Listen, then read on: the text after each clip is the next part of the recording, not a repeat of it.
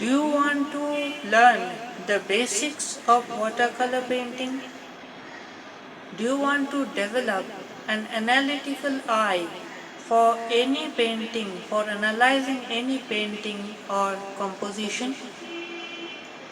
Are you interested in joining an adventure for studying an artwork in depth?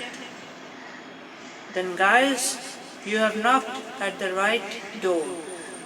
Hi, my name is Orko Majumdar and I am here to answer all your questions and queries.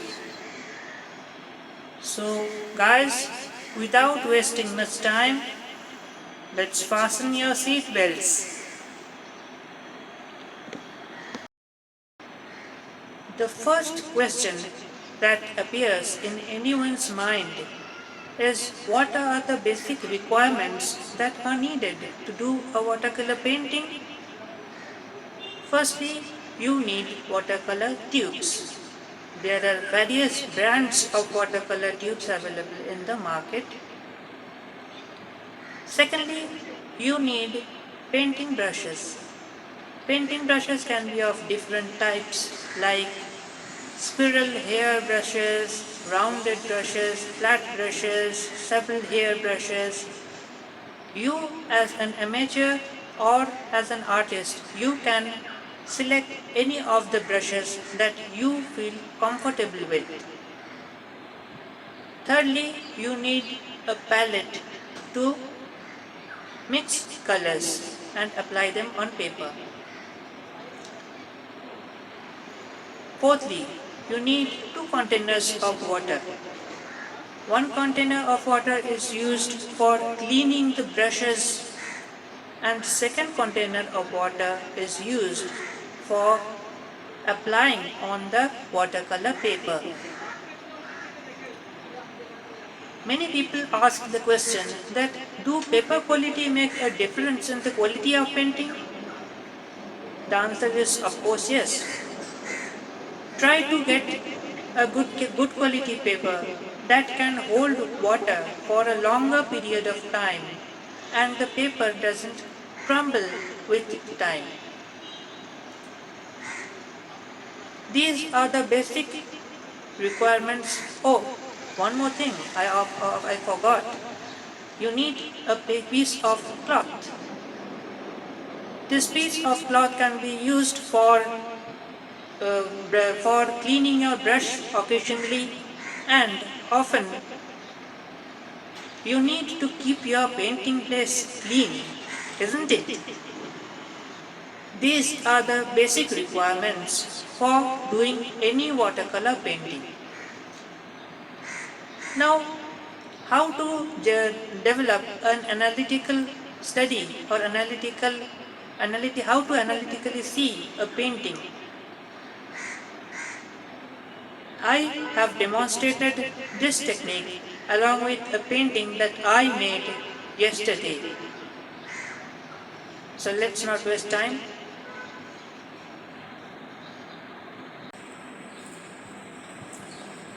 The attribute of any good painting is that wherever the viewer watches in his painting work, his eyes would evidently come back to the object of the painting.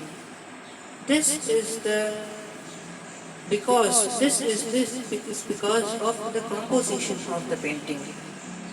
In my painting, the object is this car and all the distant objects are faded. This is because I wanted to get back to this object and all viewers' eyes to attract to this object. I don't know how far I have succeeded, but that was my intention. Second thing that a viewer should look is the softness of a painting. Watercolor is a water-based soft medium for painting. You need to let the colors flow freely on the paper and allow them to mix while the paper is wet. For example, here in the distant trees, I have used pure green color and some lemon yellow colors. In the sky, there is some faded purple colors. Now these colors I have not mixed them together. They have automatically mixed with each other when they were wet. This effect has happened because I applied these color when they were wet. See how the color have mixed. So this is the one of the characteristics of watercolor painting, that it is very soft and water-based painting.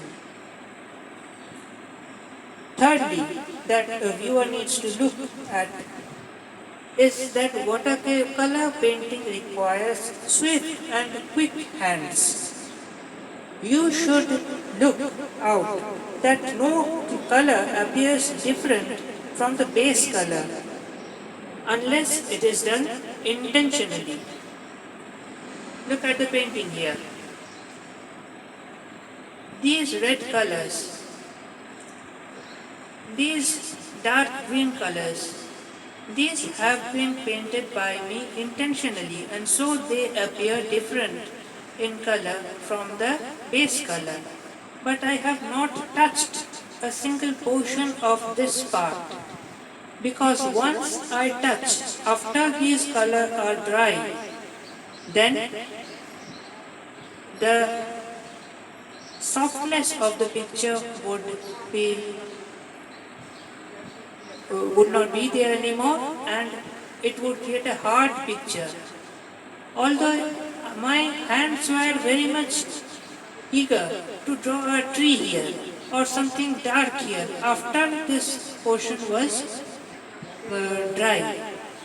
I wanted to draw something here so that this thing generates out. Okay, now I didn't do it intentionally because that could hamper my subject.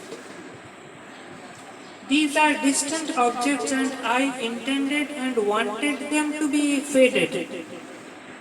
I don't need to draw anything out here because sky, automatically there is less amount of sky visible here. So if I draw a tree here or something deep color here, it would definitely hamper the softness of the picture. These are some of the techniques to study a watercolor.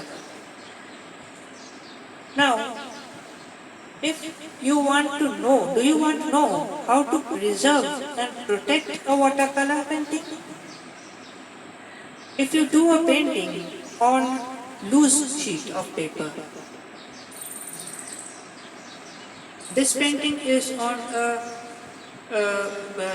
paper sketchbook, but if you have drawn something on a loose sheet of paper, you can keep it on a plastic file,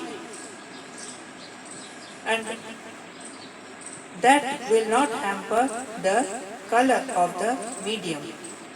Generally, watercolors are long lasting and they do not need external coating like fixature sprays that are required by charcoal and pencil sketches.